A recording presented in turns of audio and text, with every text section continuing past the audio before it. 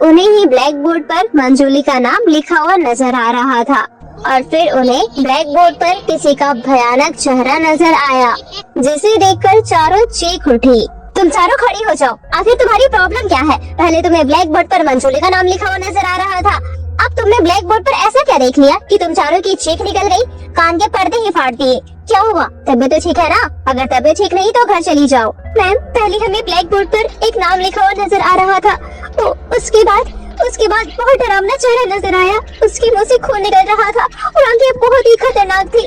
क्या किसी को वो डरावना चेहरा नजर नहीं आया? हम चारों को ही वो चेहरा क्यों नजर आया? तो तुम कहना चाहती हो इस क्लास में भूत है और तुमने ब्लैक बोर्ड पर भूतिया चेहरा देखा है।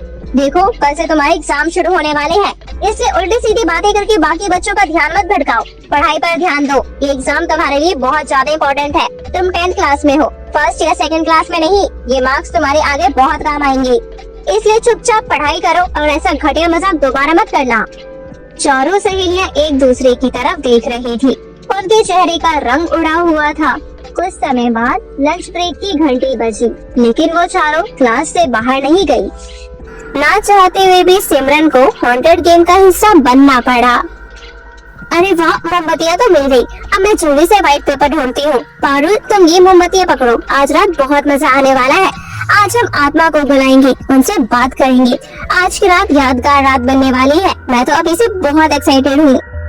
सुरभि को कबोर्ड के ड्रॉर में एक व्हाइट पेपर मिला। सुरभि ने व्हाइट पेपर के बीच में 1 रुपए का सिक्का रखा और व्हाइट पेपर के चारों कोने में मोमबत्तियों को जला कर रख दिया। उसके बाद चारों सहेलियां एक एक कोने में बैठ गई। फिर सुरभि अपनी आंखें बंद करके बोली, क्या इस स्कूल में कोई आत्मा है? अगर है तो हम उससे मिलना चाहते हैं। क्या वो आत्मा भी हमसे मिलना चाहती है? अगर वो हमसे मिलना चाहती है तो वो हमें आवाज दे। तभी सिमरन बोली, इतना समय हो गया है लेकिन कोई जवाब नहीं दे रहा। मुझे नहीं लगता कि वो हमसे मिलना चाहता है। छोड़ो, नहीं खेलती, मुझे वैसे भी बहुत डर लग रहा है। हाँ, सिमरन ठीक कह रही है, मुझे भी नहीं लगता कि कोई आत्मा हमसे मिलने आएगी। इतना समय हो गया, अभी तक कोई जवाब नहीं आया। तभी खुश होते हुए सुरभि बोली, आया जवाब। देखो, शिखा अपनी जगह से हिल रहा है। वो हमसे मिलना चाहती है, वो हमसे मिलने आ चुकी है। क्या तुम हमसे मिलना चाहती हो? तुम्हारा नाम क्या है? जवाब दो। तभी पेपर में अचानक अपने आप एक नाम उभर कर आया, मंजूलिका। सिमरन, तुमने देखा, उस आत्मा ने अपना नाम भी हमें बता दिया, मंजूलिका। देखो कितना ज्यादा मजा आ रहा है स्कूल में हॉन्टेड गेम खेलने में। वो हमसे बात कर रही है। मंजूलिका, क्या तुम हमसे मिलने के लिए तैयार हो? हम तुमसे मिलना चाहते हैं, हम तुमसे ढेर सारी बातें करना चाहते हैं। तुम एक आत्मा हो, तुम हमें हमारा फ्यूचर बता सकती हो। प्लीज हमारे सामने आओ और हमें हमारा फ्यूचर बताओ। इतने में सिमरन चिल्ला उठी, कौन हो तुम? सुरभि, पारुल, बबली, मैंने अभी किसी को देखा। उसकी आंखें बहुत ज्यादा डरावनी थी, खून की तरह लाल लाल चमक रही थी। मैंने उसे अपने पीछे देखा, उसने मेरे कंधे पर हाथ रखा था। जैसे ही मैंने पीछे मुड़कर देखा, वो अपने डरावनी आंखों से मुझे घूर रही थी। तुम जिससे मिलना चाहती थी वो यहाँ आ चुकी है। वो बहुत खतरनाक है। सिमरन, ओवर एक्टिंग करना बंद कर। कहाँ है आत्मा? अगर होती तो हमें क्यों नहीं दिखाई दे रही? सिर्फ तुझे क्यों नजर आ रही है, हमें क्यों नहीं? हॉन्टेड गेम तो हम चारों खेल रहे थे ना, हमें तो कोई नजर नहीं आ रहा। ना किसी की लाल आंखें, ना किसी का हाथ। बिल्कुल चुपचाप बैठे रहो, वो हमसे मिलने आने वाली है। सुरभि ऐसा कह ही रही थी कि तभी लाइब्रेरी की खिड़की जोर जोर से हिलने लगी और जोर जोर से हंसने की आवाज आने लगी। चारों ओर डर का माहौल हो गया और अचानक जोर जोर से बिजली गरजने लगी और जोरदार गर्जन के साथ बारिश शुरू हो गई।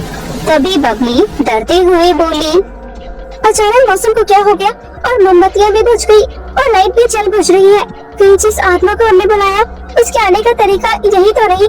अगर वो खतरनाक हुई तो कहीं सिमरन की बात ठीक तो नहीं? अगर उस आत्मा ने भी नुकसान पहुँचाया तो हमारा क्या होगा? अब तो मुझे भी बहुत डर लग रहा है। बहुत शौक था ना तुम्हें स्कूल में आत्मा को बुलाकर अपना फ्यूचर जानने का और खेल खेलने का। अगर आत्मा हमारे सामने आ गई तो हम क्या करेंगे? हमें तो यहाँ बचाने वाला भी कोई नहीं और न ही हम इस लाइब्रेरी से बाहर जा सकते हैं। अब तो हम उसका शिकार होकर रहेंगे। मैंने तुम्हें पहले ही मना किया था, ऐसे स्टूपिड गेम नहीं खेलते। बबली ऐसा कह ही रही थी कि तभी लाइब्रेरी का दरवाजा अचानक जोर से खुला। चारों बुरी तरह डर गई और बुरी तरह कांपने लगी।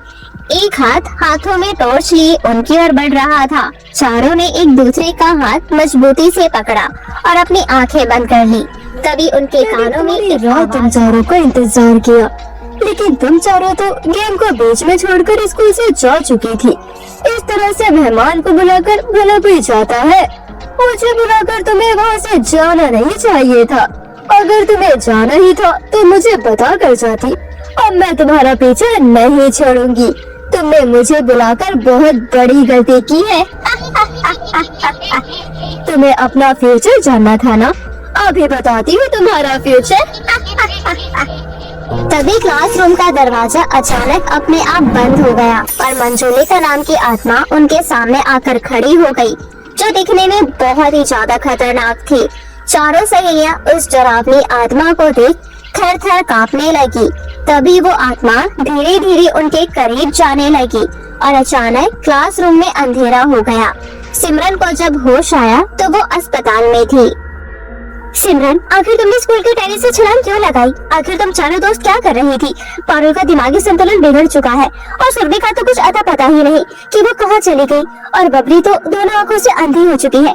तुम चारों के साथ ऐसा क्यों हुआ? तुम्हें पता है तुम एक हफ्ते बाद होश में आई हो, और तुम्हें पता है तुम अपने दोनों टांगे खो चुकी हो। ये सब सुनकर सिमरन फूट फूट कर रोने लगी, लेकिन सिमरन किसी को कुछ नहीं बता पाती कि उनके साथ ऐसा क्यों हुआ, क्योंकि कोई भी उसकी बात पर विश्वास नहीं करता। वो बस रोती रहती है।